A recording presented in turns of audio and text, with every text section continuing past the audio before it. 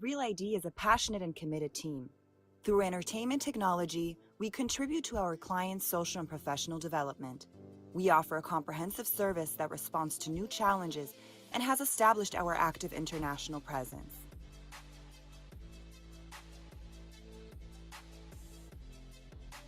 We provide our clients with the right balance between their needs and our platform's optimal performance.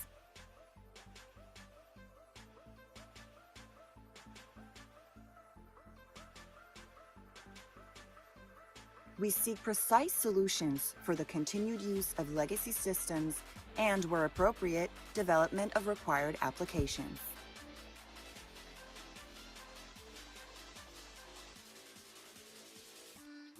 Real ID has grown thanks to the port and maritime industry's safety and security needs.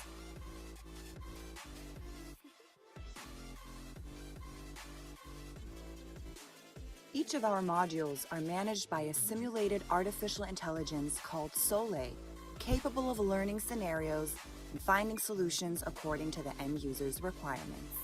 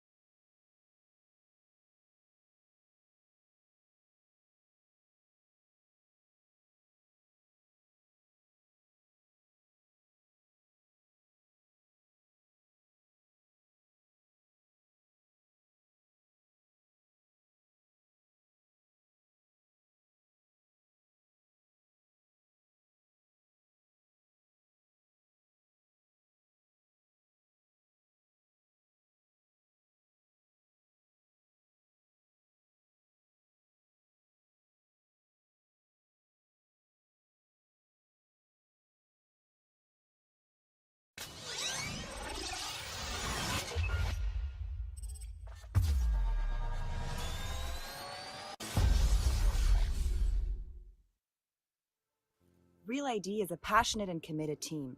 Through entertainment technology, we contribute to our clients' social and professional development. We offer a comprehensive service that responds to new challenges and has established our active international presence.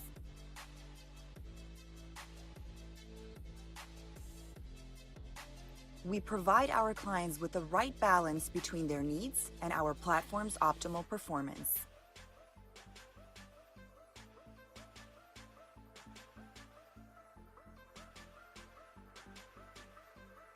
We seek precise solutions for the continued use of legacy systems and, where appropriate, development of required applications.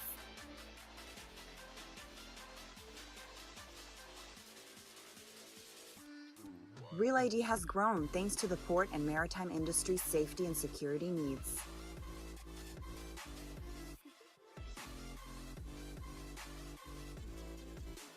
Each of our modules are managed by a simulated artificial intelligence called Soleil, capable of learning scenarios and finding solutions according to the end user's requirements.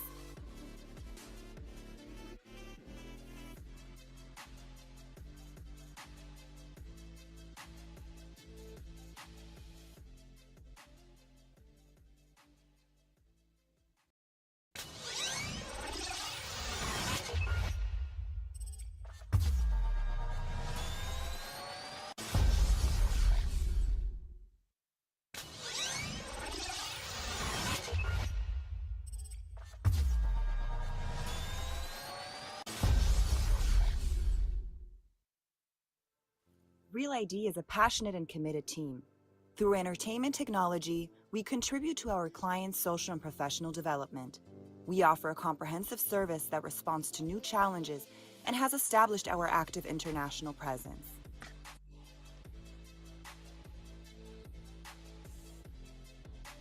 We provide our clients with the right balance between their needs and our platform's optimal performance.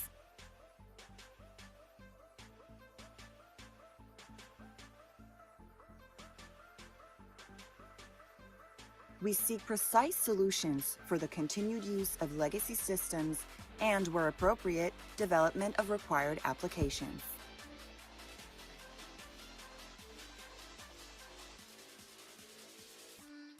Real ID has grown thanks to the port and maritime industry's safety and security needs.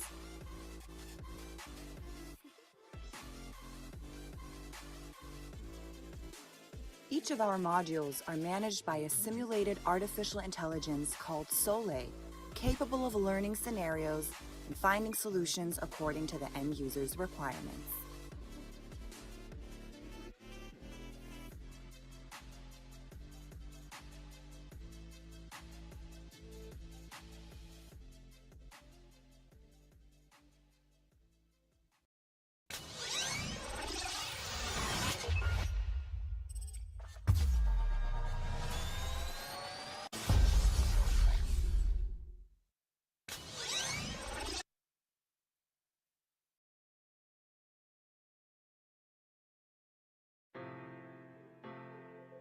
For your convenience, please turn your cameras and microphones off during the webinar. For questions and comments, please use the chat located in the center of the bottom of your screen. We will now start the webinar.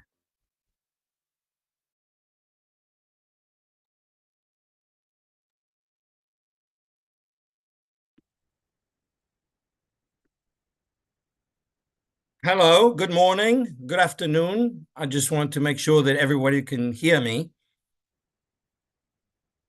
Excellent, excellent. Well, ladies and gentlemen, welcome. Welcome to today's webinar, which will be a roundtable discussion on sustainable operations in the port sector with a specific emphasis on the decarbonization of the port and maritime sector. The reason that the Inter-American Committee on Ports, which again, I bid you welcome, works in this area. This is one of 6 priority areas as determined by the national port authorities of the member countries of the Organization of American States, basically all the sovereign countries of the Western Hemisphere. And this is one of our 6 priorities. In this particular case, I'm happy to report to all of you that in this webinar, we have had 328 registrations from 38 different countries.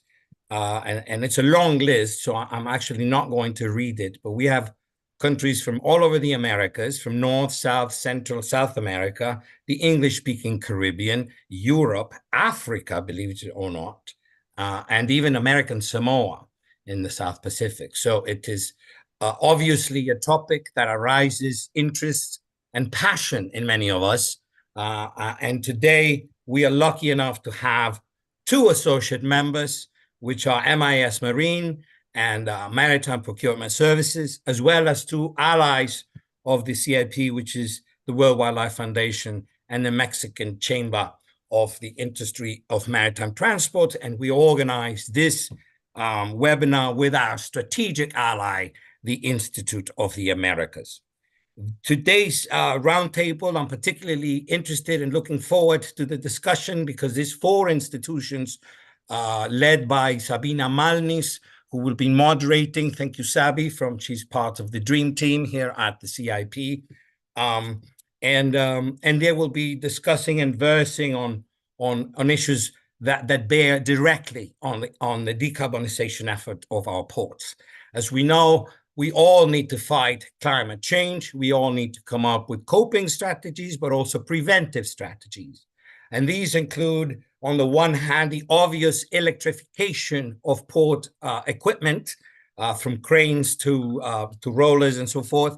But it also moves beyond that to the decarbonization of the industries that are based on the port, on the one hand, and then as Maritime Procurement Services, we'll doubtless talk about the importance of disposing appropriately of waste from ships and vessels.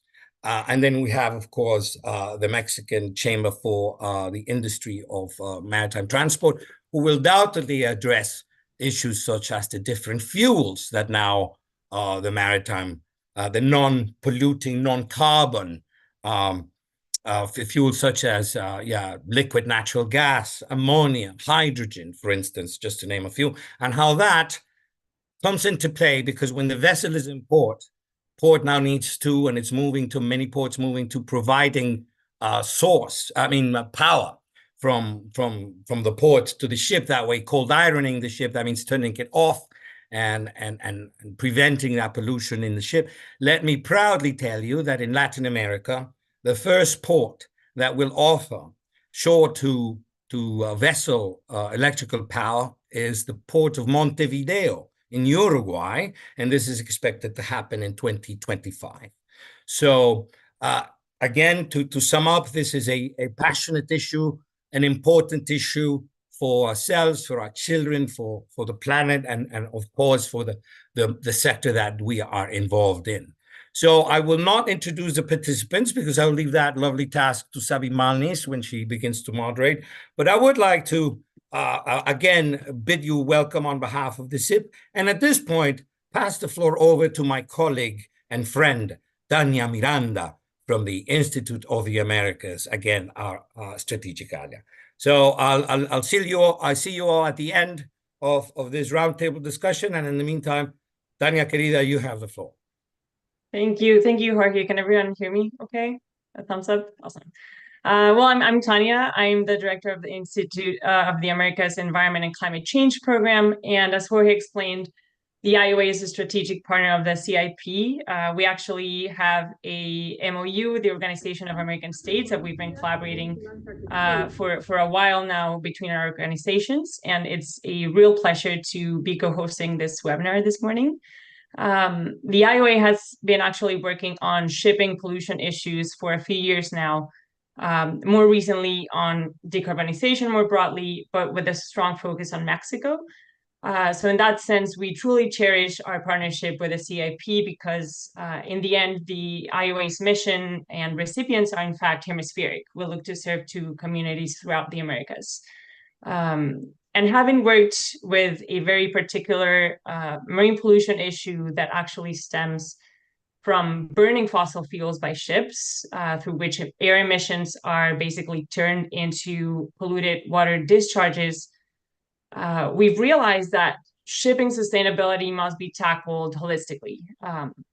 That means, yes, looking at greenhouse gas emissions, of course, that are directly responsible for climate change, but also looking at these water discharges that can cause ocean acidification and worsen climate change, right? But also looking at noise pollution, which is another form of emissions, looking at solid waste and plastics, or water and energy resource use, and so many different things. And I think that's why I'm so very excited about this webinar this morning, because we have experts that can speak to all of these different parts that can holistically tackle sustainability in the sector. One thing that we've learned is that the only way in which we can move forward with the transition of this sector towards decarbonization and achieve the ambitious goals established internationally for tackling climate change is by stakeholders working closely together, right? And this not only means governments and port authorities and shipping companies, but it also means energy and fuel producers and suppliers, service providers, data and innovation companies, so many pieces that are important in this puzzle. So we're very excited about listening to these experts and how the different stakeholders can contribute towards this transition. So it's a real honor for the Institute of the Americas to be co-hosting this. Thank you, Jorge, for inviting us to the CIP. Thank you to Sabina, Monica, and all the great team behind this webinar, to our experts for sharing your knowledge, and everyone tuning in. Let's have fun, and I'm turning it over to Sabina. Thank you. Thank you so much, Tania. Thank you, Jorge, for your words for introducing to this webinar. I am so honored to have the opportunity to moderate on this panel with next level experts on the topic of decarbonization of port maritime sector. As Jorge mentioned before, my name is Sabina Magnis. I am a project manager at the Inter-American Committee on Ports of the Organization of American States. And I have been honored with the responsibility by the Chief of the Secretariat, Jorge, to lead projects regarding sustainability port operations and activities such as these. Before starting with the roundtable discussion, I want to give you a very brief introduction of each of our panelists who come from very different sectors of the industry. Starting with Dominic Hardy, Dom has worked in the maritime industry for nearly 2 decades and has been managing director of MIS Marine, the leading marine assurance technology expert, delivering ship vetting and compliance solutions for over 15 years.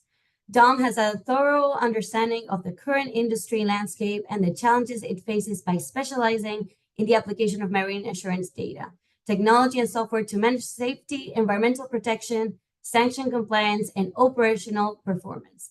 He's an active participant across the industry and is keen advocate of the role marine assurance has to play in a safe and sustainable shipping future. We have Alejandro Trillo, that he is a leader in maritime sustainability and the founding partner of Tide Ocean MPS to combat ocean-bound plastic pollution. And he stands at the forefront of the global effort to mitigate climate change impacts in the maritime sector. As CEO of Maritime Procurement Services, MPS, Alex has been an innovator in upcycling plastics and has established MPS as a leader in reducing both carbon emissions and plastic waste within the industry. His influential position on the board of directors for the North American Marine Environment Protection Association, or known as NAMIPA, and his receipt of the RACE Award in Entrepreneurship from Harvard Business School highlight his impactful contributions to marine sustainability. Then we have Salomon Diaz. He's a biologist and a master's in biological science with a diploma in instruments and regional development planning from the prestigious University of National Autonomous University of Mexico, UNAM. Stands out as the coordinator of an important initiative in WWF Mexico. His mission is crucial: to lead the decarbonization of ports and shipping, working tirelessly to reduce greenhouse gas emissions in these key sectors. His experience covers a wide range of public policy instruments and governance mechanisms, from ecological planning to implementation of national seas and coastal policy. Highlighting one of his many contributions to the sector, Salomon has contributed significantly to the compliance with international agreements such as Annex 6 of MARPOL Convention for the prevention of pollution from maritime transport. And last but not least, we have Eric Serratos, that has nearly 40 years of experience working in the maritime and port sector, providing maritime transport services for all kinds of cargoes, both in international and cabotage trade, under different contracting modalities. Since 2016, he is the managing director and founder of Sea Trident Consulting Group, providing maritime transport contracting and supply chain management services, and also providing supply of environmental conscious products and services for the maritime and port sector industries. He is currently responsible for the International Affairs Committee of the Mexican Chamber of the Maritime Transport Industry, CAMEINTRAM, representing the chamber before institutions such as WWF Mexico, IMO, Global Maritime Forum, and others. So now that I have introduced our wonderful panelists, I want to start this roundtable discussion that we use this as different way of doing the webinar to make it a little bit more dynamic. So I'm going to start my first question to Salomon, and we're going to talk a little bit about balancing the priorities, right? With various decarbonization strategies available that we have, like Jorge mentioned before, electrification, alternative fuels, but also considering that we have limited resources. From your perspective, Salomon, how can ports prioritize investments to achieve the most significant emission reductions in the near term, say 5 to 10 years? And how is WWF contributing to it? Thank you for the question, Sabina, and Monica, Tanya, Jorge, for organizing this very important webinar. And regard the electrification is the most implement strategy right now in the ports to reduce emissions. That's one of the priorities that the industry and the authorities are implementing. And here we have to discuss also the availability, because some ports have the electricity near and they can use it, but some other ports don't. And we have to, in the prioritization, it is important to consider where does that energy come, because some power plants are still using fossil fuels, and yes, the port is reducing emissions, but in the source there is not the same. So the clean and renewable energy needs to be prioritized, and the tendency is with the electro fuels, fuels that are based on hydrogen, and those are the best options. Also, the other alternative fuels, such as ammonia, and the other that are under discussion, biomethanol and natural gas, those are considered as transition fuels. So the industry and the ports needs to evaluate in either case the availability of these new fuels. The costs right now are because it's expensive, because they are in an initial stage, but eventually they will be reduced and they will be available. There are several organizations that are providing guidance on this analysis. For example, the Global Maritime Forum or the International Renewable Energy Agency, that are evaluated here in the region. In Mexico, we have a study that evaluates all these things. And obviously, the other issues such as security and training and the retrofitting of the machines needs to be evaluated to see what are the best options. It is important to have in mind the recently updated strategy from the International Maritime Organization, which established the goals for 2030, 2040, and 2050 to reach net zero emissions in 2050. And we have now a clear path, a global clear path with the goal of 5% of these new alternative fuels for 2030, and reductions for reach net zero emissions in 2050. That is very important to have in mind in this process of evaluation of strategies. And obviously, the first steps are have an inventory of the emissions of the ports and the ships, and targets. And here is where the contribution of WWF is. We have an initiative called Science-Based Target, through which we help companies to establish their goals according to the Paris Agreement of 1.5 degrees, and also aligned with the IMO strategy.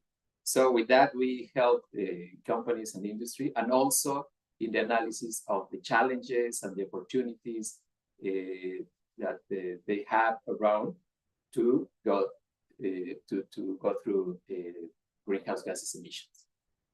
Thank you. Thank you so much, Salomon, and thank you for clarifying that it is important to have a pathway like IMO is doing right now for all the efforts that ports are doing to be clear and to be efficient. Moving on to our next speaker, I have a question for Dominic. And so another strategy, talking about strategies right now for port development, and that overlaps with the efforts of port decarbonization, is digitalization. So in the context of the ongoing digital transformation of ports, Dom, how can collaborative technology provide immediate and direct measures to reduce greenhouse gas in ports. Thank you, Sabina, and thank you everyone for organising this. Absolute pleasure. So as Tanya mentioned, it's a multi-threaded effort for decarbonisation. There are very large, long-running, massive infrastructure projects. And at the other end, my area of focus, my area of great passion and interest is the digitalisation. And in a lot of ways, these are things that we can all focus on right now, because the tools that we need and the plans that we need are right there, and everyone can access them, and the investments in them are minimal compared to other things. Focusing specifically on an initiative and a publication that was recently produced by the IMO's Green Voyage 2050, which is one of its global industry alliances. They put out a document, a report of 8 explicit and specific targeted measures that ports and terminals can undertake right now, which would reduce emissions at the port terminal vessel interface. The key message, when you boil all of those down, all of those measures were saying that efficient marine terminal operations reduce emissions. So where there are delays and inefficiency in vessel calls, these increase the emissions, whether it be vessels fast steaming and then waiting, whether it be a lack of pre-vetting or a lack of compatibility checks or inefficient communications between the vessel and the port or the vessel and the terminal. These then cause delays, whether they be for waiting or for shifting between berths. So in order to achieve these 8 measures that the IMO has put out through that publication, many of them are derived through collection and sharing of accurate data directly from source. So always owned by the entity which manages and controls the safety initiative at that interface. Collecting data about ports, terminals, berths, about the ship, about its voyage, about its ETA, and sharing these across that communication stakeholder collection in order to improve that efficiency. Many of them are data derived in that way. If we take 3 examples, first being optimizing vessel calls through pre-clearance. So rather than a clearance exercise happening once the vessel has arrived and finding out what they need, where they need to put that vessel, what stores they need, what information they require, which terminal and berth they need to go to, undertaking that pre-clearance activity in advance through collaborative data sharing means that there is a more efficient process upon which they arrive. Ensuring ship-shore compatibility through up-to-date and accurate data about the berth, about the vessel, so that the vessel berth fit can be undertaken in advance again, and then the port and the terminal authorities know which terminal and which berth that vessel is going to call at, and they know that it's going to fit. So there isn't a last-minute shifting operation to a different terminal or a different berth, which then creates inefficiency, wastes emissions for no good reason. And then the third one is the big one, just-in-time arrivals. By optimizing the speed for the arrival, by sharing these ETAs, by planning the arrival, by involving the schedulers in the marine terminal operations teams, means that the vessel can arrive just in time, so it can slow steam to its destination. The IMO's practical guidance boils down to: we need good, accurate and collaborative data. We need marine data hubs through which we can share this data. Everyone needs to be more comfortable with sharing data in an intelligent way, not open sharing, but sharing with the parties that absolutely need it. Through data sharing, through these marine data hubs, everyone can strive for more efficient marine terminal operations in line with these IMO measures. It's quick wins that we can all undertake right now. Thank you, Sabina. Thank you so much, Tom. I agree with you. Inefficiency in ports not only affects the competitivity of the port itself, but also has a wider impact that unfortunately it gets to the environment as well. So digitalization can help. And as you said, tools are there. There's more investment available for that. So that's good to know. Thank you, Tom. Moving on to how can, when we start implementing these strategies, right? We acknowledge that the strategy has to be implemented through a collaboration across stakeholders.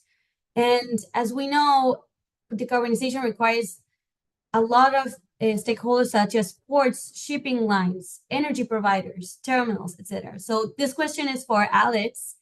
So Alex, from your point of view, what are the biggest difficulties or challenges to achieving effective collaboration for large-scale emission reduction projects?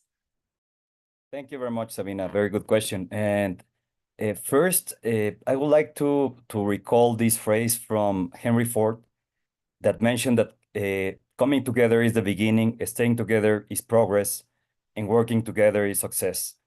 And I'm thrilled to be here because this is the first step, and to be and come together with this amazing audience from more than 30 countries, and the leadership of the CIP and the Institute of the Americas is awesome, is exciting. And thank you for that, Jorge, Tania, and all the CIP and Institute of the Americas team. For port decarbonization, as you mentioned, Sabina, collaboration, it's essential. And aligning diverse stakeholders who range from local authorities to international companies present great challenges. And I would like to give an example of collaboration and joint venture between the Port of Los Angeles and the Port of Long Beach. Through their Clean Action Air Act, these ports have united multiple stakeholders around a common cost, reducing emissions and improving air quality. So basically, this plan has set a new standard, showcasing how collaboration can lead to really actionable results despite the different individual goals. And moreover, there is also something very important, which is the financial collaboration to get this through. And I would like to give this example, Sabina, about the European Investment Bank that is funding programs in order to bring together these sustainable technologies to be put in place. And these programs enable ports across Europe right now to implement advanced emission reducing technologies without the bearing of these full financial problems alone. So this is key as well. And I think that these examples can give us a very good guide of how these complexities can be effectively addressed. And this collaboration for large-scale emission reduction is not possible, but it's already happening. So that is my take on this, Sabina. Thank you. Thank you so much, Alex. I agree with you. Complexities can be managed as long as we're all doing it together. Two heads think better than one. But also collaboration can lead, as you said, to bigger results than just doing it by yourself, right? And even more, like you mentioned, in investment opportunities. So thank you, Alex, for your perspective on that. And now I'm going to move to our next speaker, Eric. Moving into another aspect of implementation of such strategies are investment opportunities, like we were talking just now with Alex. Decarbonization projects will need significant investments for port and maritime sector. And I want to ask Eric, what has been CAMEINTRAM's role within the context, and what mechanisms has the Chamber implemented so far to promote the decarbonization of the industry and to incentivize investments in such projects for ports and shipping companies? Thank you very much, Sabina. A good day to everyone. It's a pleasure to be here. I should first would like to thank the Inter-American Committee on Ports, CIP, and as well as the OAS and our great ally at the Institute of the Americas for this invitation. We in CAMEINTRAM, myself, along with the President, Board of Directors, and the top management of CAMEINTRAM are very appreciative of this opportunity.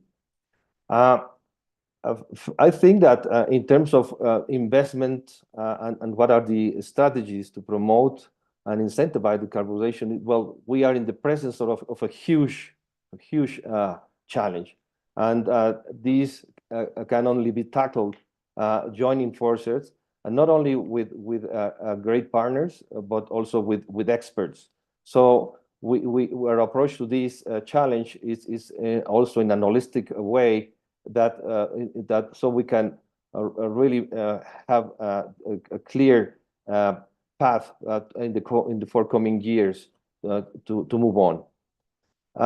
For those who are not familiar with CAMEINTRAM, I would like to briefly mention some remarks on CAMEINTRAM's background.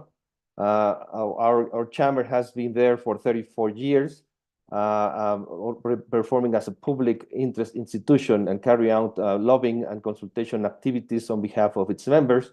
And of course, keeping the interests of the members before the authorities and federal, state, and local authorities, including the Congress. And we also have a close relationship with state-owned companies like Pemex and the CFE on the electricity side, as well as any other public or private institutions involved in the maritime or port industries. So we address all kinds of topics on behalf of the chamber, and the climate agenda and sustainability for our industry is not the exception. We are members of the Confederation of Chambers named COMCAMIN, which is gathering all the industrial sectors, which it's also very important for us. We're having a close connection with all of them. And also, we are the maritime wing of the Mexican Transportation Council that gathers the railroad, the land transportation, and also passenger vehicles. As well as we are members of the Mexican Energy Council, which of course has a close connection with all our sustainability topics and energy transition. Nowadays, CAMEINTRAM is bringing together 25 ship owners, 5 operators, and 20 service providers involved in this industry. And our organization has an interest in the representation as well of the whole sector as chamber. Historically, the composition of the Mexican fleet includes all kinds of vessels, but nowadays the industry is pretty much inclined in the oil and gas. Now, having said that, I should mention that in terms of what has this sustainability, well, we are having an immersion over the last 5 years in promoting the mitigations industry ecological footprint and organizing and participating in numerous forums and seminars in various fronts. So one of the examples that we are having in recent years is our close connections with the Global Maritime Forum, where we have managed to endorse a very important report they produced on strategic opportunities in Mexico for shipping energy transition, which of course we would like to share at any moment. And we are also collaborative members of the Global Maritime Forum Decarbonization Task Force for Latin America. We, under the path of the decarbonization, we have launched back in 2022 a campaign named From Awareness to Action, and this has triggered numbers of actions that we are currently developing. One of those are what our recent alliance with WWF, and more recently with the Institute of the Americas. Back in February, we had a bi-national forum for sustainable maritime transportation and ports in the 3 Californias, which has been a very successful event, and we are very much looking forward to continue working in all the homework that has been derived from this bi-national forum. We are also having in place a campaign on the name of Mexico's Champions for Sustainable Maritime Transport, which has also a holistic approach and with special focus on decarbonization. So we're working for the establishment of the rules and the basis for the interested parties to participate as champions. And we are pleased that, well, one of the 3 companies that so far has been interested in this distinctive certification is here, represented by Alejandro Trillo. So we're pretty much looking forward that all these actions and promoting and incentivizing investment in the decarbonization projects by investors and financial institutions will gradually materialize in the years to come, and with the good collaborations across the sectors, and also with a transversal view on all the sustainability issues for other ecosystems that we are now gradually also having cooperation with. Thank you. I will leave it that for the moment. Thank you, Eric. Thank you so much for your perspective. And I agree, challenge with investment can only be tackled with collaboration, you were saying, but I like that you gave us the perspective of the chamber to show that the efforts are being carried out in all sectors of the industry. So thank you, Eric, for that. Moving now for a question for Salomon. Following this line of incentives that we were mentioning just now and policies that can be promoted, what do you think, Salomon, what government policies or industry incentives and other levers could be most effective and are being implemented to accelerate the adoption of decarbonization technologies and practices in ports? Thank you for the question, Sabina. We have in Mexico, we have a report with 22 recommendations in different aspects related with the governance of shipping emissions. And I'm going to share with you some of the main recommendations we have, and that I think that also apply for other regions or other countries. And first, we need to include the shipping sustainability in the national agendas. I'm talking about ocean agendas, climate change agendas, and also health agendas. It's a sector that needs to be recognized as an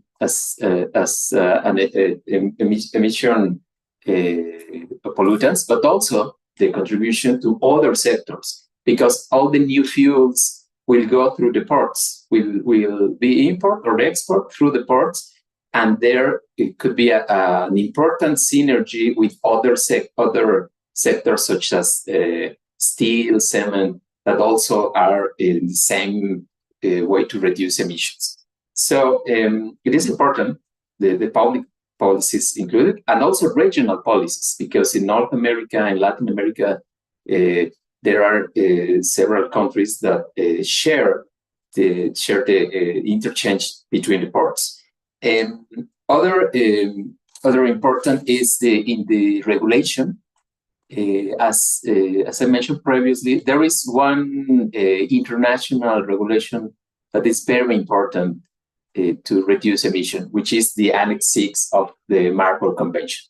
Some countries like Mexico haven't ratified this annex, and we are near countries that have already done that, like US, Canada, and others. And it's important to reinforce those kind of instruments at the regional level.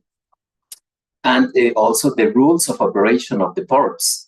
We have several ports here in Mexico that have already the obligation for the terminals and the ports to report the emissions, to develop strategic plans, and to establish goals of reduction. And here, as I mentioned previously, WWF is helping with the Science-Based Target Initiative to establish those goals according to the IMO and the Paris Agreement agenda. There are other incentives that are being applied in several ports and related with the port fees. If the ships reduce their emissions during its trajectory from port to port. In some ports, in European ports, in some ports in Canada, and also US, they obtain a discount in the fees or tax, which help them to move through this target. Also, there are other ports are offering a docking preference or berthing preference if they can some kind of skip the line if they reduce their emissions and they go first, and these reduce times of the ships in the ports, and consequently they reduce emissions and all the benefits associated with that. Obviously, the financing is very, very important. Just to mention an example, in US, the Clean Ports program of the Environmental Protection Agency, it assigned $3 billion. It has $3 billion to decarbonize ports, to change equipment, cranes, and to develop policies. That's a reference of the size of financing for that is needed. And also another incentive are the acknowledgements that are received by the ports. For example, here in Mexico, we have an acknowledgement called Clean Ports program that some ports have when they reduce not only greenhouse emissions, but other health pollutants, when they reduce the use of water or wastewater or residuals. And it's having a very good results in promoting the more sustainable ports and shipping. And those are some examples I can share with you. Thank you. Thank you, Salomon, and thank you for giving us this perspective that we sometimes forget that port and maritime sector opportunities are within the ocean governance strategies, and it's good to remind ourselves that the efforts to come not only internationally but also regionally, nationally, and locally. Like you mentioned before, we have international mandates like the Annex 6 of MARPOL Convention, but that could be reinforced at the regional level. You also mentioned some national policies like EPA putting so much money on electrification, or for example, those port fee reductions for emission if the vessels have reduced their emissions, or docking preferences. All of this really, really helps. So thank you for pointing them out. Now that we're talking a little bit about the shift about the international perspective and the efforts from the IMO as well to promote this new strategies. We all know that since January 2023, IMO made mandatory for all ships to calculate their attained energy efficient existing ship index to measure their energy efficiency and to initiate the collection of data for the reporting of their annual operational carbon intensity indicator, or also known as CII or NCII rating. So my question will be next for Dom. So we all know that the carbon intensity measures links greenhouse gas emissions to the amount of cargo carried over the distance traveled. So Dom, how could improvements in the carbon intensity indicators, the CII, interpretation help ports as well as ship operators and charters? Thank you. Thank you very much. This topic really does follow directly on from everything that Salomon just said there. This in the world of carrots and sticks, it's not all sticks. There are carrots as well. There are advantages and benefits to being the lower emissions producing entity in a situation.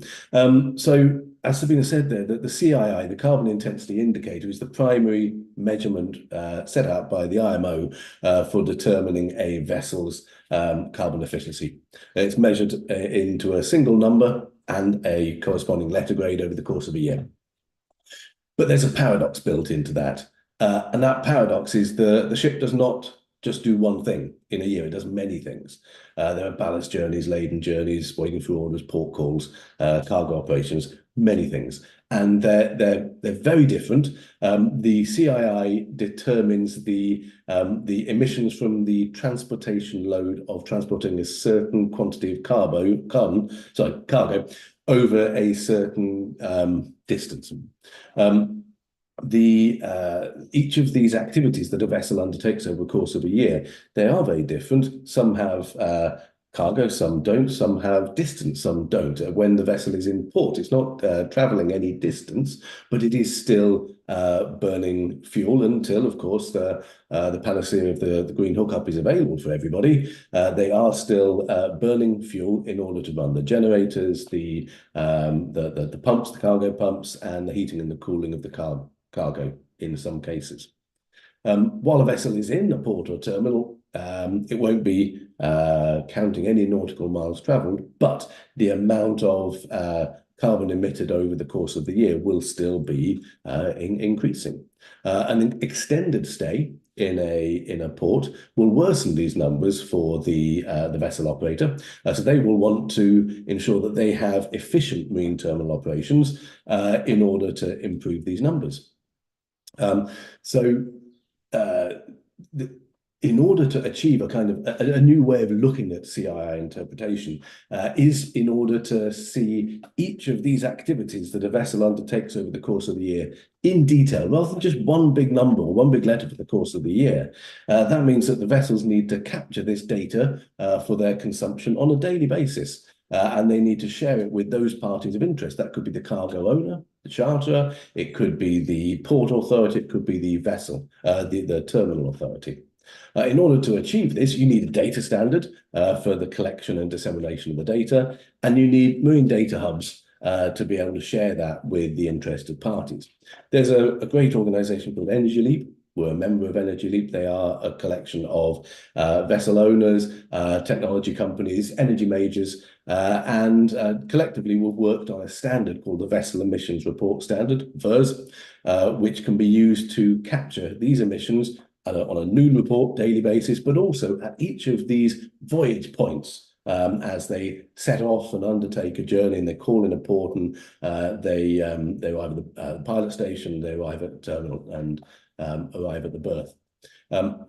With that data, which is then collected very regularly and shared with the parties that need it, it means that everybody, all the stakeholders, can work out exactly how much carbon was emitted in their area of interest. So for the cargo owner, the charterer, they need to know how much carbon was emitted over the course of the laden journey.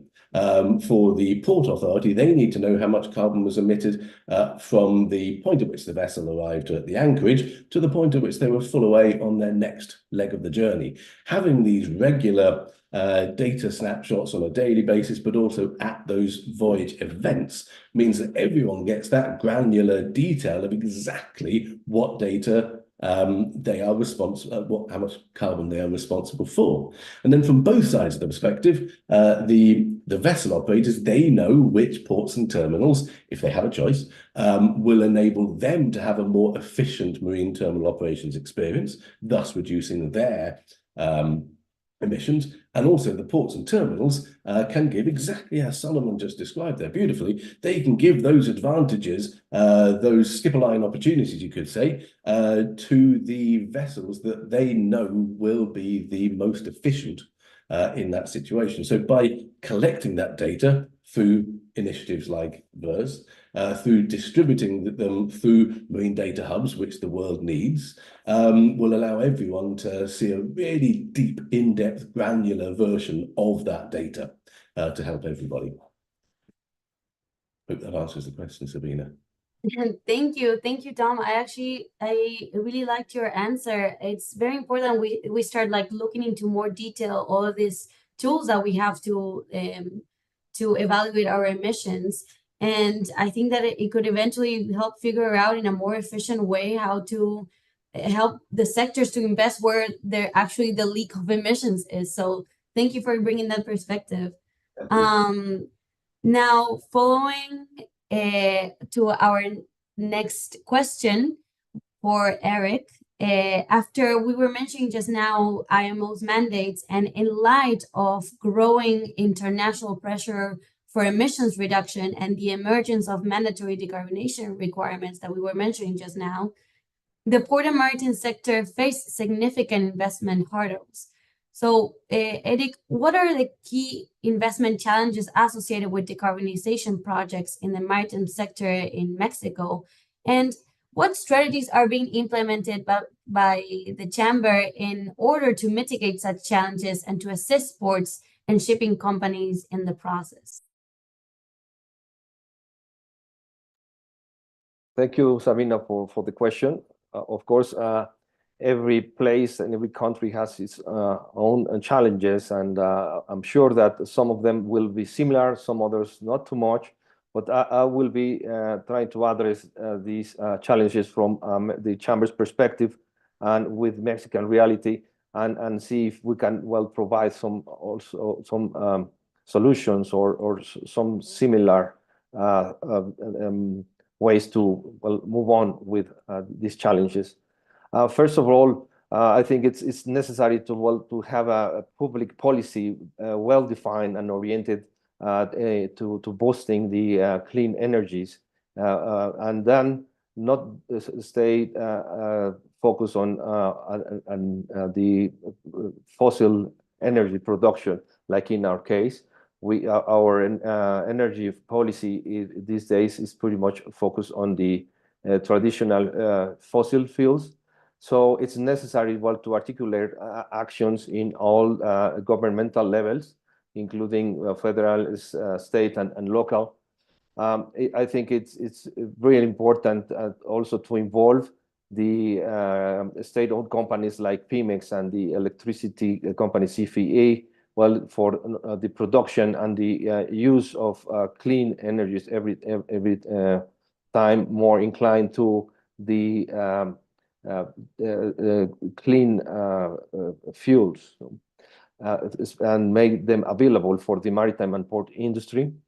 We also realize that eventually, even Pemex, if the forthcoming administration after the elections take place next June, there could be the case that Pemex may be part of this energy transition, and even if Pemex is not at 100% complying with green regulations, it can be the case that they will be asking our members or any service supplier to provide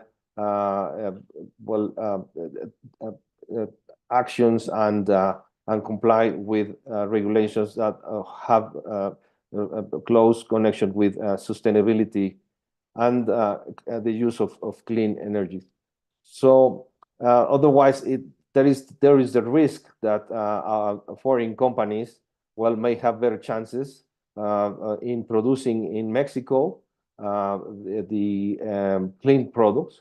So it's important that we get involved as maritime and port sectors in the production and the distribution of the clean energy with our own technology, and also what is also very important these days is the legal certainty in terms of what the government not necessarily has to be changing the regulations or policies every time there is a change of government and or administration.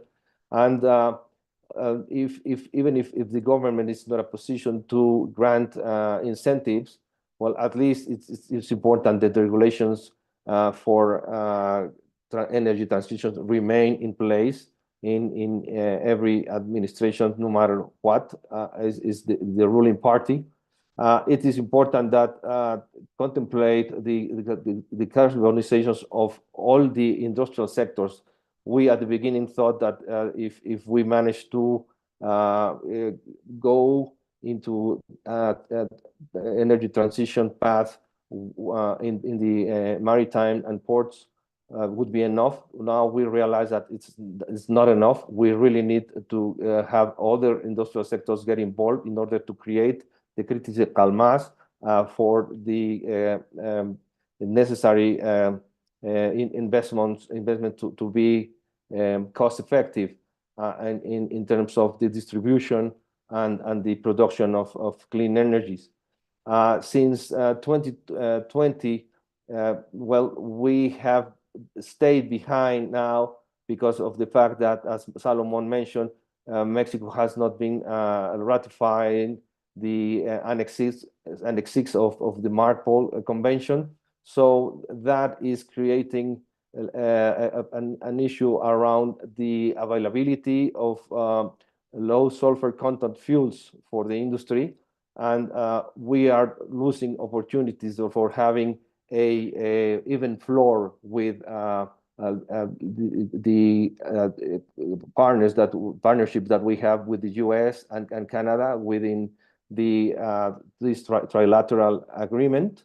And then it is important that within the USMCA we really have the most profitable way to obtain the benefits for our industries.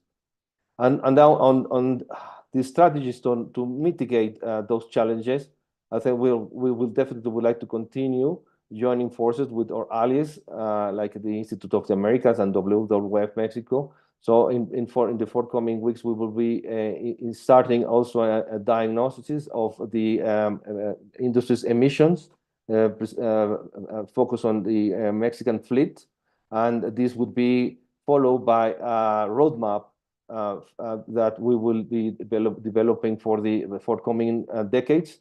And with regard to the necessity of having an inventory and specific goals on each company, we will be also having a close collaborations with each one of our members and other companies and industries connected with the ports and the maritime industry.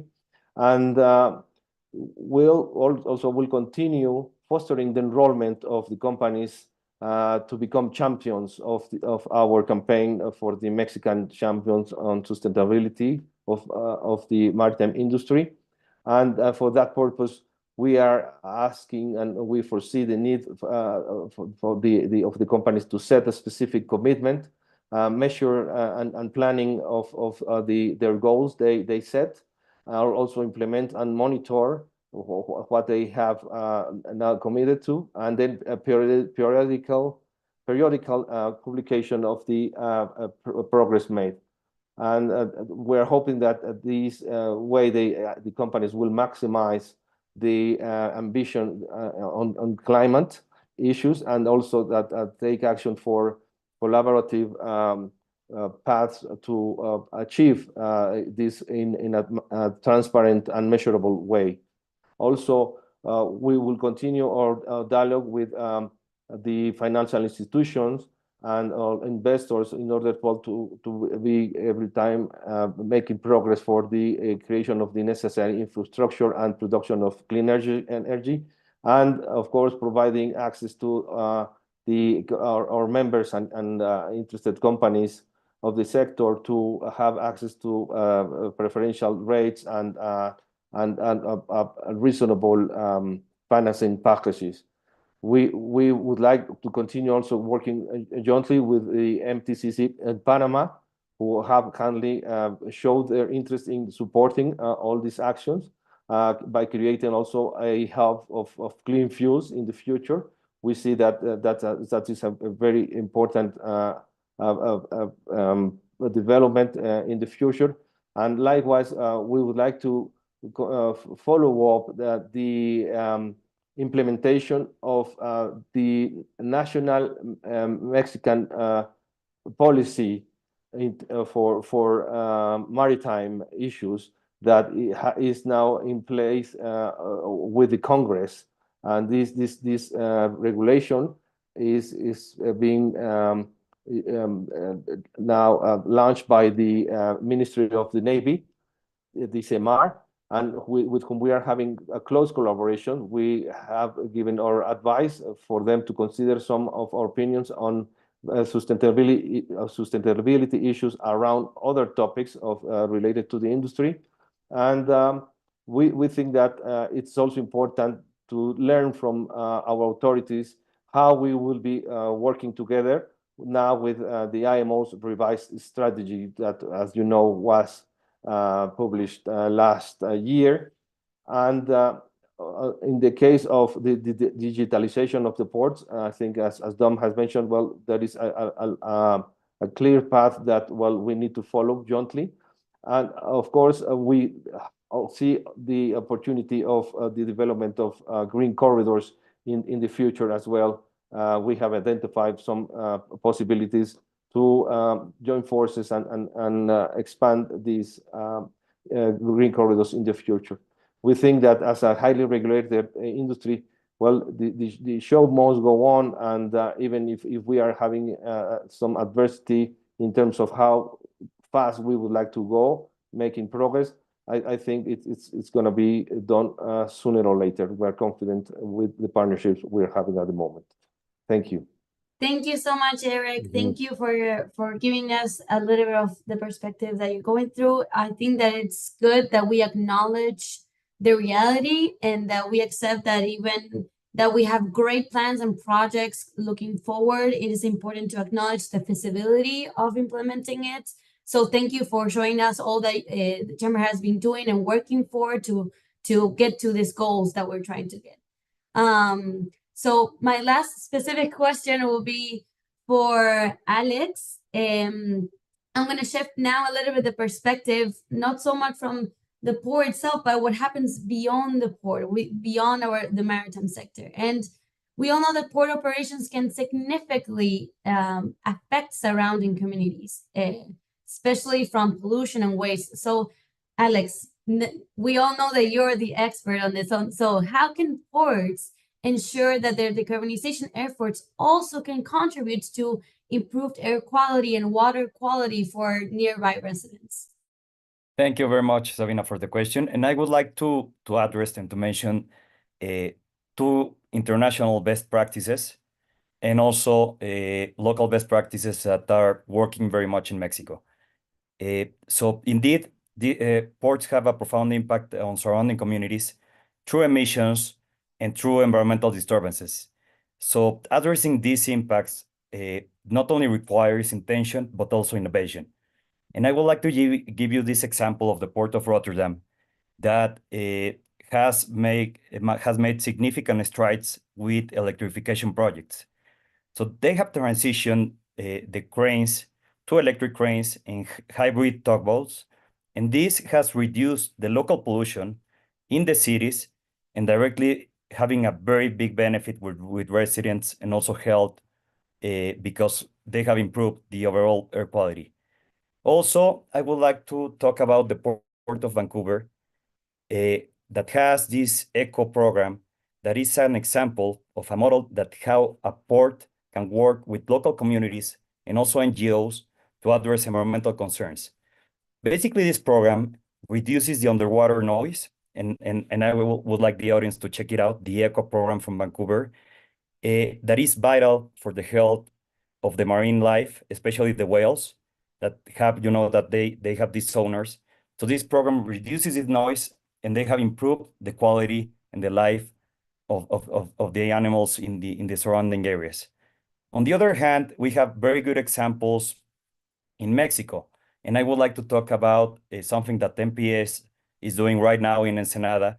So we are installing a state-of-the-art water treatment plant that will be able to reduce the water and give it back for the community. And this is very important in Ensenada because the scarcity of water is a very big problem. So when you bring together these solutions, because this plant from MPS began working with to resolve the port operations and to treat the waste, the marble waste from ships and also from terminals.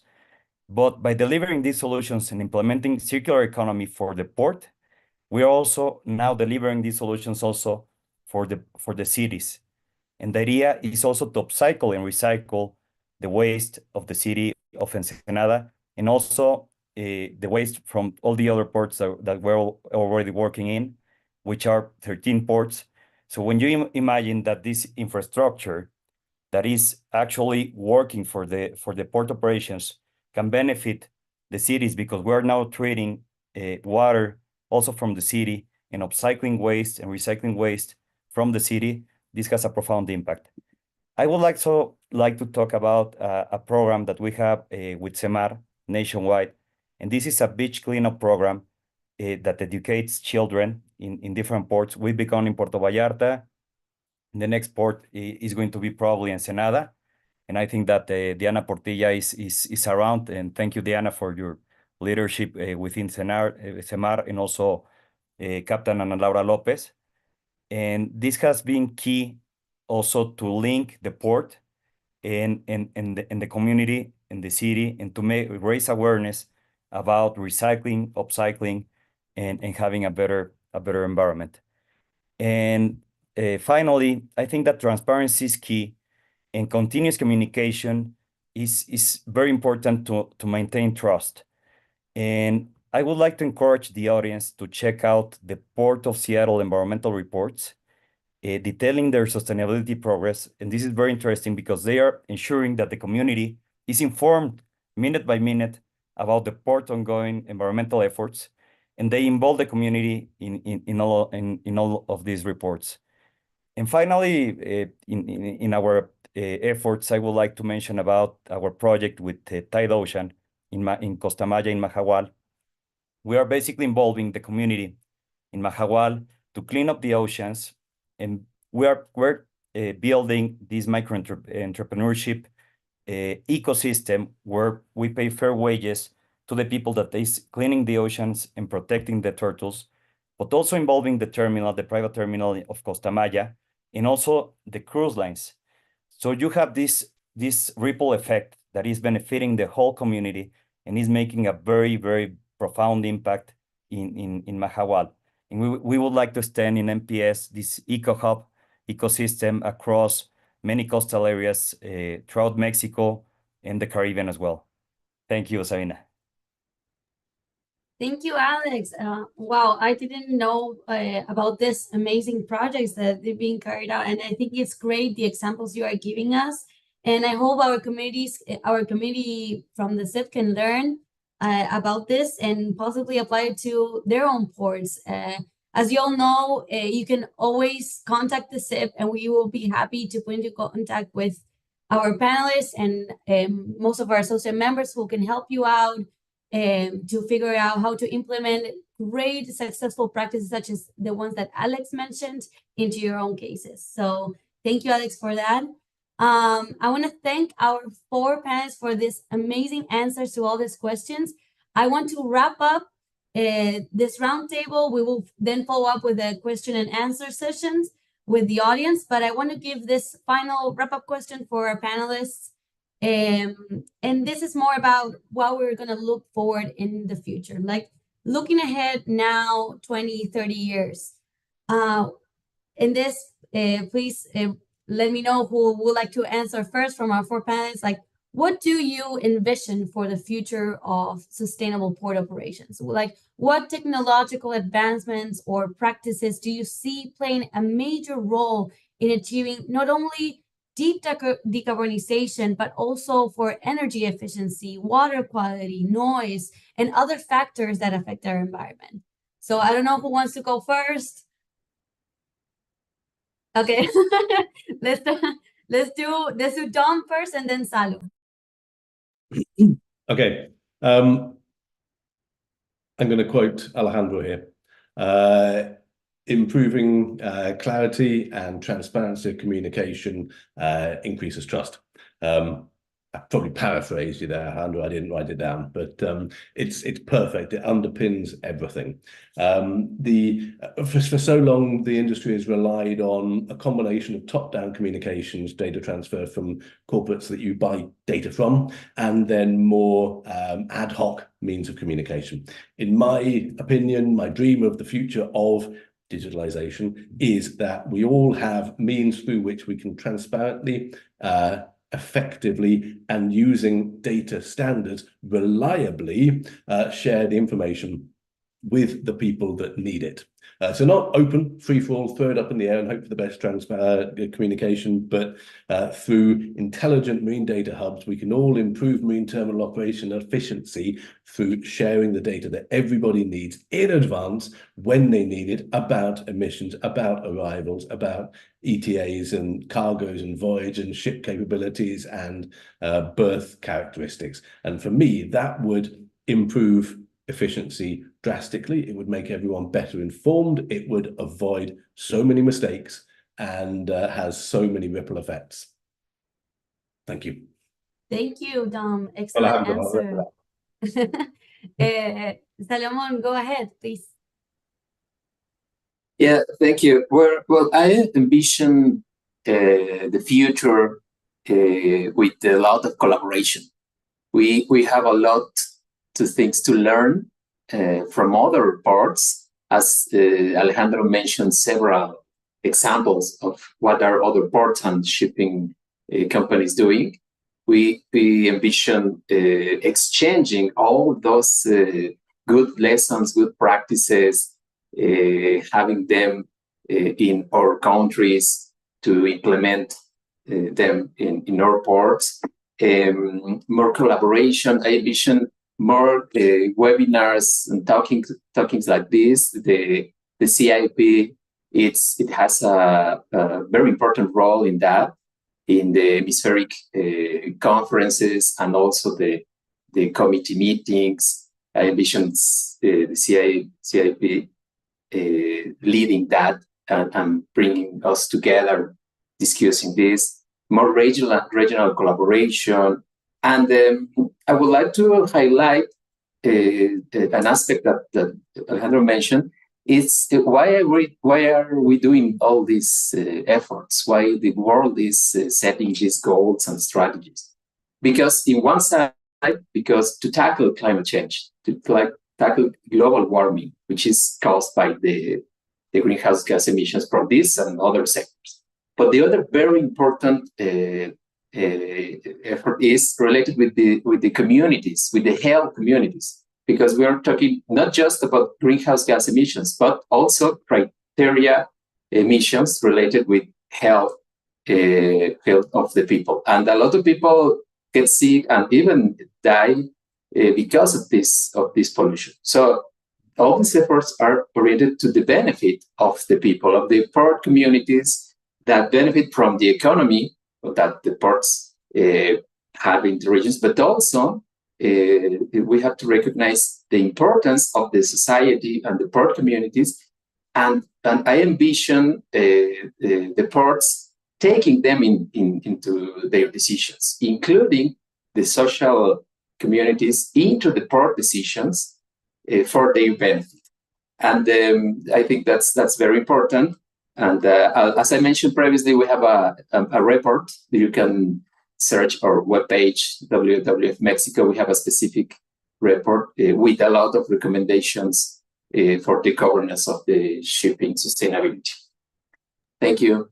Thank you, Salomon. Thank you. And also thank you for the shout out for SIP's efforts and conferences. Yeah. So thank you for that.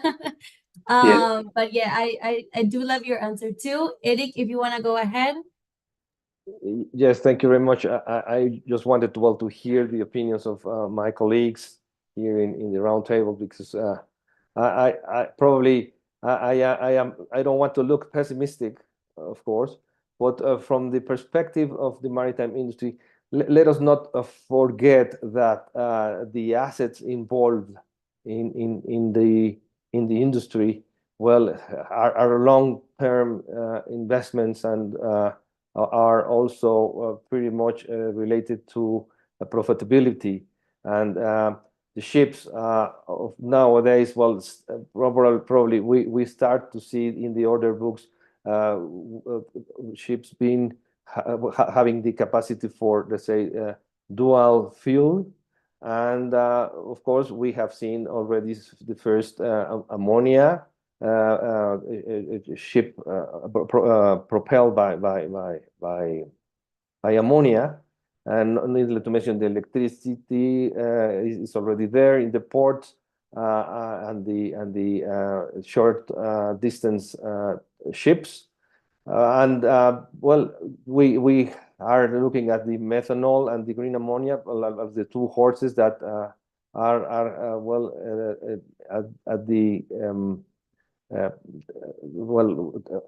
leading this race to zero. However, there is still some barriers, of course, in the risk management of this type of fuels, the technological issues, as well, capacity building that needs to be arranged for the future decades. And of course, these fuels will have linkage with the endurance of the ships as well, for long voyages, and also the pricing of the fuels will be essential. So that will take still a couple of decades, and I envision, of course, the best solutions that can be given in the future for these barriers. But I still envision a long path to be followed by the industry. I also would like to address the autonomous vessels in the future will be a challenge. We don't know exactly what would be the extent of these assets while being employed in which specific traffics or trades, and then it will be necessary to regulate those new way of operating in the future, which probably also will give a lot of synergies with the ports as been described by my colleagues, and along with the artificial intelligence. So it's basically, I just wanted to mention that. Thank you. Thank you. Thank you so much, Eric. I appreciate your perspective. Alex, do you have any final say on the question? Yes, thank you very much, Sabina. And Eric, I would like to address your comment. And I think that, and I agree that alternative fuels are a challenge and will take a long time. But I think that there are low-hanging fruits that we can approach. And I will give you an example. We have found that only 10% of the shipping industry waste is being recycled. And if we recycled 90% of this waste, it would equal to taking out of the streets 10 million cars, because there are emissions avoided when you're recycling. So this is an example of how low-hanging fruits in decarbonization can be implemented. And also, there are also other examples. And I think that the future is dynamic and promising, because there are technological advancements and comprehensive environmental strategies that are going on out there that we can implement, like Singapore, that is looking into implementing drones to move containers. So imagine this scenario. So this will streamline operations and will also reduce the carbon footprint. So I think that innovation is key, and also renewable energy, as many people have mentioned here at this panel. And renewable energy, when you're efficient, like the Port of Amsterdam, can be very interesting because they are giving back to the grid also energy. So I think that these solutions can also be low-hanging fruits for decarbonization right now.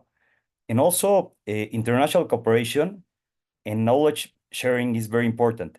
As Sabina mentioned, the SIP has a lot of material, a lot of best practices that we can implement. And there are also other examples like APEC Green Port Initiative, that this promotes the adoption of the best practices of the Asia-Pacific ports, basically enhancing environmental efforts and also collective action. So I think that if we can put the pieces together of this puzzle, we can achieve these low-hanging fruits that have a lot of impact. Thank you. Thank you, Alex. Thank you for that. And I want to thank the four of you because I know that we have an uphill battle to get to our goals, but I like that all of you still have some positive, views that things will get better, that we will get there. But yeah, thank you, the four of you. I have a couple of questions from the audience that please let me know. Raise your hand, whoever wants to answer them. So now starting with the Q&A session, our first question is, it says, please explain the relevance of MARPOL Annex 6 and how this affects ports when the port sits outside of the scope of the IMO influence in this matter. So whoever wants to. Well, I can be happy to Okay. respond that the relevance of Annex 6 by MARPOL, which entered into force in the 1st of January 2020, contemplates the consumption of low sulfur fuels only. So in that respect, this didn't happen as a regulation just from one day to another. In the years before, the refineries worldwide were making huge efforts in order to make those low sulfur fuels available to the industry. In some countries, of course, there was a positive move. In other countries, like in Mexico, there was not a positive move. And then for those countries not having access to these cleaner or low sulfur content fuels, that would represent a disadvantage in terms of the CO2 emissions. So, and by the same token, and this is an issue that the Institute of the America has pretty much in their agenda, the IMO decided that, if there is no access or at the specific ports, the ships would not be able to load or be fueled with low sulfur fuels, then they could use the scrubbers, which is cleaning cleaning system of the gas emissions. But those cleaning process is creating some residues, acid residues that go into the ocean. So there is a lot of debate about that solution, and a lot of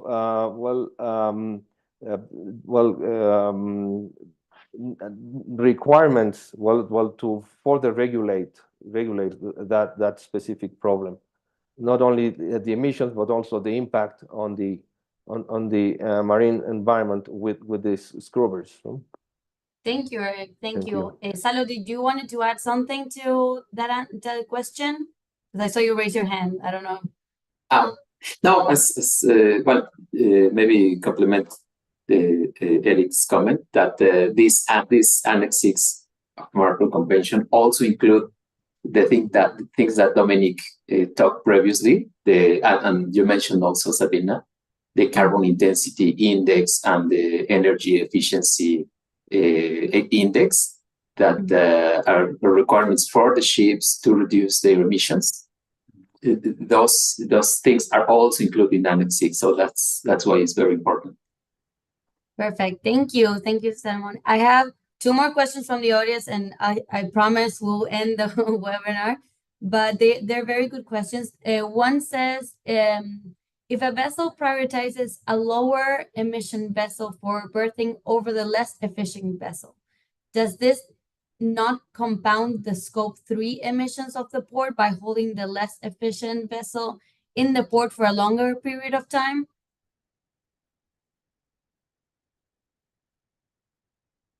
A complicated question. Yes, could you repeat it, please? Yeah, of course. Yeah. It says that if a vessel prioritizes a lower emission for berthing over the less efficient vessel, so prioritizing the lower emission over the less efficient, does this not compound the scope 3 emissions of the port by holding the less efficient vessel in the port longer period of time? Well, that's a good question. Eric. Yeah, well, I think well, it's a good question. It pretty much will depend on the public policies that we were talking about during the session.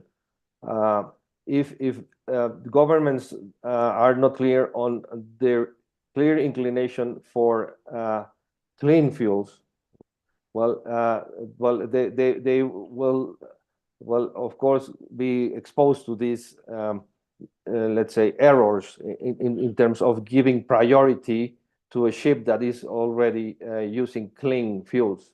There are some cases that recently have popped up in the arena of the, let's say, queuing at ports for a long time. And in Brazil, for example, there is already one port that is giving preference to a ship that has a regular trade and calling that specific port in Brazil, because that vessel, when she arrives, they start using wind propulsion.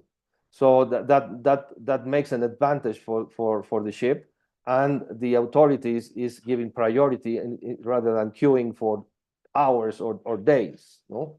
Which can be the case. So it pretty much on the public policies that, well, each government has to implement to incentivize these actions by the industry. Thank you, Alex. Thank you, Sabina. I think that the question is if you choose the less efficient ship would increase the Scope 3 emissions of the port, right? So the answer is yes, because the Scope 3 of the port is actually the emissions from the ships that are docked and that are impacting port operations and also the city emissions. So actually, if they choose to have the less efficient ship that has more emissions, it does impact the Scope 3 directly, in my point of view. Thank you, Alex. I have the next question says, the scalability of alternative fuels is a longer-term future action. What is, in the panel's view, on the tangible actions ports can take now to have an impact on port emissions to manage and improve air quality for local communities and reduce import emissions from ships? Go ahead, Alex. Yes, I would like to give an example that we discussed back in Veracruz, which is hull cleaning. So in Mexico, there is a pilot program to implement hull cleaning in the port of Tuxpan, but it is banned in other ports because the invasive species hazard. But if we have a technology in place, efficient technology for hull cleaning, we would contribute to reducing up to 30% of the emissions of the ships being in Mexican waters. So this is a low-hanging fruit again that we can implement tomorrow that will reduce these emissions right now. So there are many examples, also circular economy, but this is a particular example in Mexico, which is hull cleaning. Perfect, thank you. Well, that's all for the question. Well, we have one more. I don't know if you guys want to answer. It's very short and sweet. There is a case of use of biofuels on maritime transport in Mexico? And if it is, are there any financial or non-financial incentives? I guess that's that. Well, go ahead, Salomon, please. No, as we haven't seen this kind of pilot projects. We talk about it in our previous forum in La Paz, where we see that in other countries are using biomethanol with success, and they pass the pilot stage through the implementation stage. And we are talking with several companies that produce fuels or distribute fuels, and they are interested in, but we need to pilot projects to prove all the involved things that needs to be evaluated with this kind of alternative fuels. Come on. Well, now we're done with the webinar. Thank you for our wonderful panelists. I am so grateful that I had the chance to meet you all and actually learn so much from you during this webinar. I was actually taking notes while I was moderating, but I want to let the community know that if they are interested in anything that our panelists were mentioning or the activities that they are carrying out or the projects they have carrying out, please don't hesitate to contact the SIP, and we will happily put you in contact with them. And also feel free to look into our portal. It's portalsip.org, sorry, where you'll find our associate members, you'll find projects that we work together. And thank you all for this fantastic opportunity for exchange of knowledge. I think Jorge wants to say a final words, and Tanya as well before finalizing. So thank you for this opportunity to moderate. It was great having this wonderful panelists. Thank you, Savi, for an excellent moderation. Thank you to our wonderful speakers. But Tanya, please be my guest. You have the floor. Thank you, Jorge, and thank you, Sabina, to all our amazing panelists and everyone for tuning in. It was extremely interesting. An hour and a half flew by, and it seems like we had questions for more. But we can definitely continue this conversation, and we're going to be organizing more of these webinars. It seems like there's a lot of interest on not only decarbonization, but also other sustainability topics, recycling and upcycling, and so many more things that we could be discussing. The Institute of the Americas is happy to do this type of activities. We're happy to co-host, so thank you to the CIP. We have the role of being a neutral convener, so this is part of our essence at the Institute. So we want to thank everyone for this amazing webinar, and back to you, Jorge. Cheers. Well, actually, like I was saying, thank the Institute of the Americas, and please thank the President, the Ambassador, on our behalf for the support. It's very, very important that the Institute, as a strategic ally of the CIP, remains active and committed to working together and doing this type of events. As the panelists mentioned several times, the topic of collaboration is critical to ensuring advancement, progress, and success. And it would be a very sad attempt if I try to summarize, as I usually do in the webinars, the main points, because they all made fantastic points. They spoke about digitalization and the efficiencies that brings, and the subsequent decarbonization from that, the alternative fuels, the renewable sources, the possibility of providing shore power, the importance of recycling and getting rid of those emissions, the importance of capacity building and international collaboration for continuing this effort. Alejandro mentioned in no less than 3 occasions low-hanging fruits, or in other words, easier strategies that we could embark upon and undertake that will actually have an impact before we get to where we want to go. So as it's traditional, I will now give the floor to each one of the speakers for a brief goodbye to the community. And like Tanya just mentioned, the IOA and the CIP will continue to organize this type of events for the benefit of all our member countries and others. And again, thank you all for participating. So I'll just go ahead and go with the order I have here, which is Eric, Salomon, Dominic, and then Alejandro. So just a quick goodbye, Eric, please go ahead. Yeah, well, thank you very much, Jorge, Tanya, for hosting us in this roundtable. For CAMEINTRAM, it's really a privilege. We really would like to continue building our relationships and collaboration, and please rest assured that we'll be in touch. I hope this is the first of many. Thank you very much. Thank you, Jorge, Tanya, Sabina, for organizing this great event. I hope we keep talking about this important issue of the sustainability of maritime transport and ports.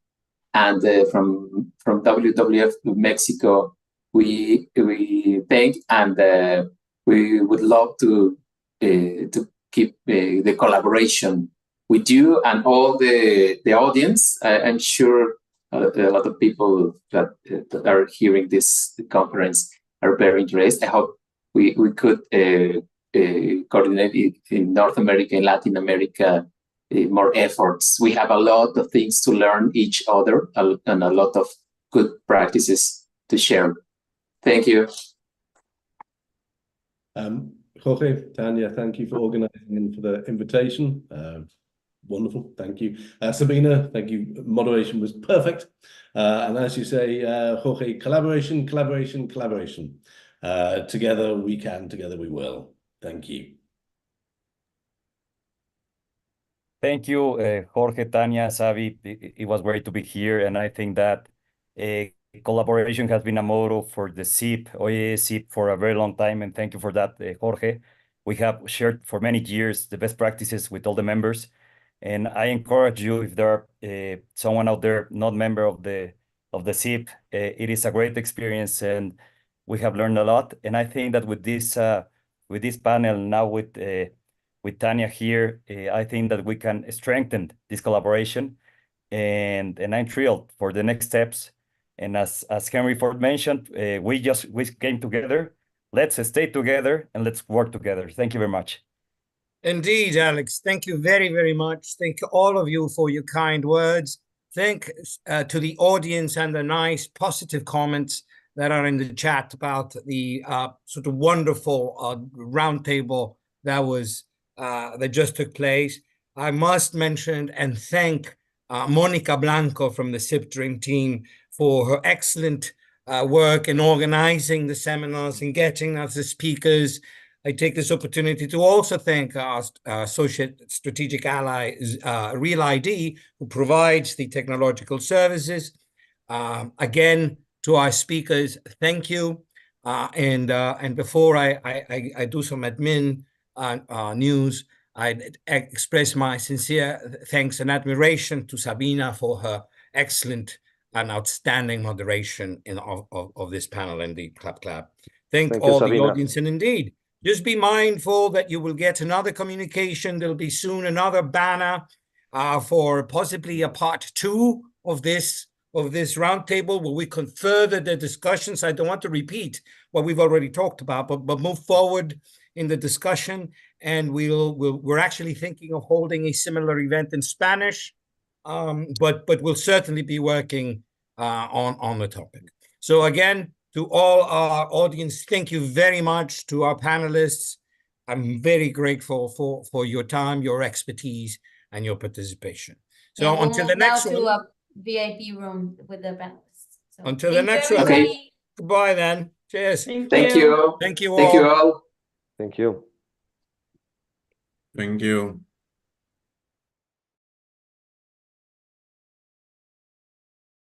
Quite sure.